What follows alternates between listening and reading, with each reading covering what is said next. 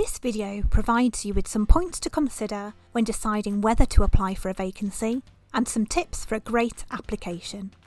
So what should you consider when deciding whether to apply? Start by considering if the role is a good fit for what you want.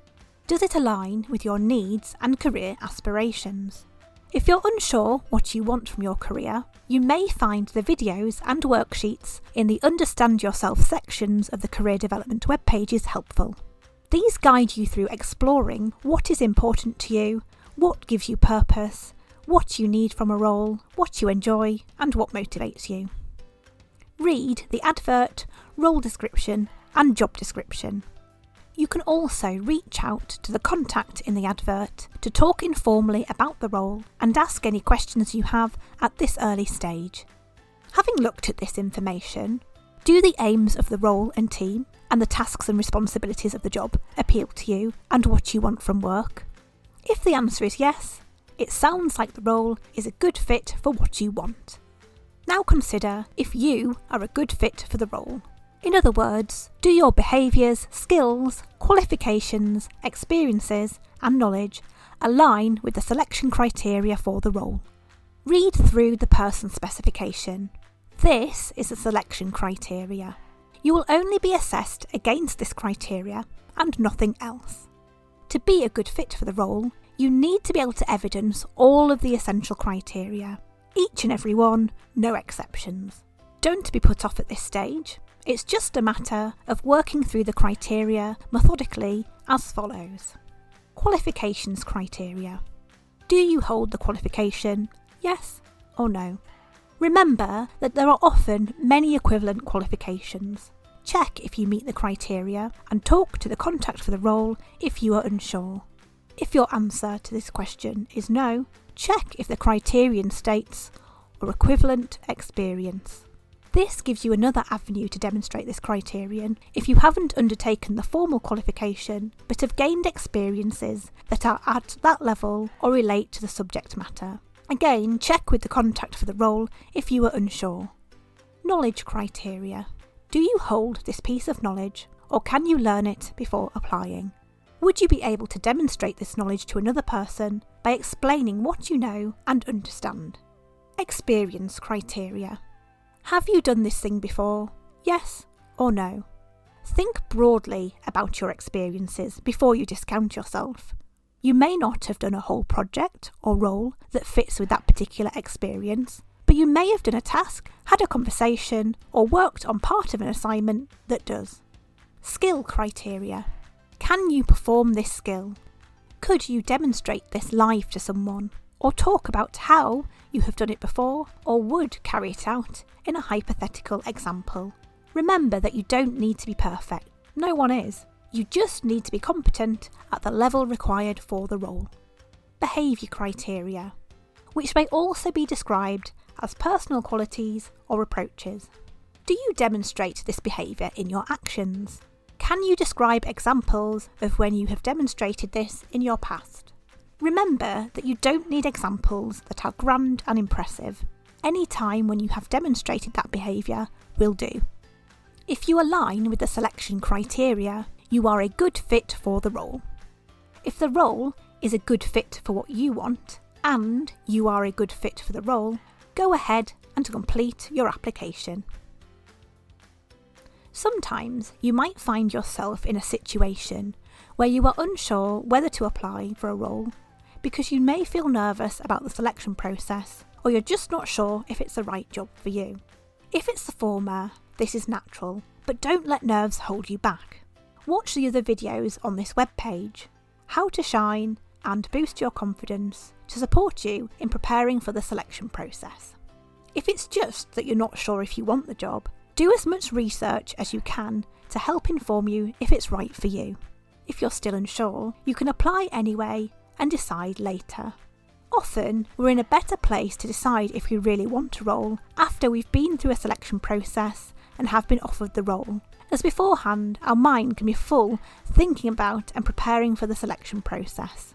You may also find out new information during the selection process itself that can help you make an informed decision. This can include answers to questions that you ask the selection panel, You may also gain a realistic job preview from some of the assessments that you do in the selection process. For example, you may be given an exercise that replicates a task you will do in the role, or you may be asked presentation topics or interview questions that gain an insight into realistic challenges, opportunities, or areas of work that you'll come across in the role. Once you have decided to apply for a role, you will need to register on the university job site if you haven't done already. You can register via the university jobs page, and a link is provided in the YouTube description box. Next, go to the advert for the role you want to apply for and click on the Apply Now button. You will then be guided through the stages of the application form. Here are some tips for a great application. 1. Make sure you explicitly evidence all of the essential criteria. You must do this to meet the requirements to be shortlisted.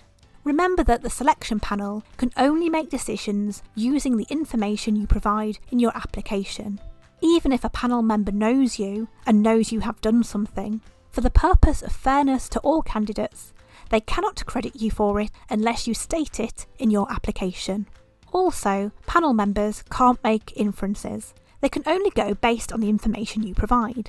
For example, if you say that you've managed many student welfare issues, they can't make any inferences about how you do this. If you want the panel to know that you did this sensitively, respectfully, and in line with safeguarding and policy, etc., you need to state this explicitly. 2. Explicitly evidence any of the desirable criteria that you meet. Whilst these criteria are not essential, they do get used by the panel in a situation where there's a large pool of candidates who meet all of the essential criteria. The panel then use the desirable criteria to further shortlist and reduce the candidate pool down to a suitable number to invite to interview. 3. When writing your responses, talk about what you did specifically. Use the term I rather than we. For example, say, I spoke to the staff member regarding their concerns. The panel can't credit you if you talk in general terms about what the team does, such as, we speak to staff members when they have concerns. Or they can't credit you for a more vague, passive phrasing about your role, such as, the role requires people to speak to staff about their concerns. The first wording explicitly prompts what you did. The latter two highlight what's expected of people in your role, but the panel has no evidence that you have done that thing. 4. When you are evidencing skills and behaviours, you need to demonstrate these and not just state them. In other words, don't just repeat the selection criterion, provide a description of how you show it. As an example, if the criterion is communicates to influence and engage others, don't just write, I communicate to influence and engage others. You also need to describe how you do this. Provide a brief example of what you have said and what you have done that has been influential and has been engaging when communicating with others. 5. If you're struggling to think of the times when you've evidenced the experience, skills, behaviour and knowledge, look back in your work calendar. This can be a great reminder as it's easy to forget the many things that we do in our role. 6. If you're still struggling to evidence a criterion, check this out with someone else, such as a colleague, manager, coach, mentor, or friend. Often we can benefit from an outside perspective. Sometimes we don't appreciate our full capabilities, and others can remind us of all the things we have done or can do. 7. Don't use a previous application from another role. It's unlikely that the criteria will be an exact match. 8. Take note of the closing date and give yourself time. You need a lot of thinking space to identify examples of how you meet the criteria and be able to express these succinctly in a written form. Make sure you give yourself plenty of time. You don't need to complete your application in one session. If you want to take the time to think about your answers, just save your application and sign out. You can come back at any point before the closing date to complete your application. 9. Be mindful of word count. You have limited space to provide your answers, so you need to be succinct. You may wish to first complete your responses in Google Docs before pasting it into your application, so you can benefit from the word count, grammar, and spell check functions. Finally, don't provide any information that isn't asked for. As an example of this, you don't need to detail your hobbies. Information such as this is irrelevant to the selection for the role. Remember that to maintain the fairness and rigour of the selection process, the panel will only assess your application against the criteria in the person specification, nothing else. I hope these tips were useful, and good luck with your application.